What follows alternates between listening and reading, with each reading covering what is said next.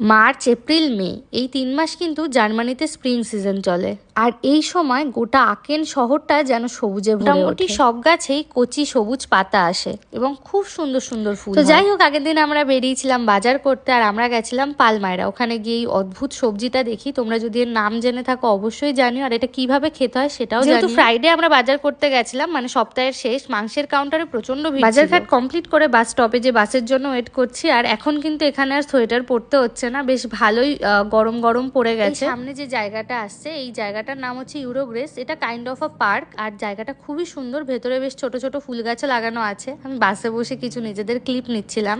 আমি যেহেতু গ্রিনারি ভীষণই পছন্দ করি, এইসব জায়গা দেখলে মনে হয় স্বর্গের মতো। স্প্রিং টাইমটা জার্মানরা খুব ভালোভাবে এনজয় করে এবং সেলিব্রেট করে। আমারও ভীষণ ভালো লাগছে, কারণ আমি যখন শুরুতে এসেছিলাম তখন কিন্তু এত গ্রিনারি ছিল না। আর গল্প করতে করতে আমরা বাড়ির একদম কাছে চলে এসেছি। এই যে সেই পন্টওয়াল, যেটা তোমাদের সাথে আগেও শেয়ার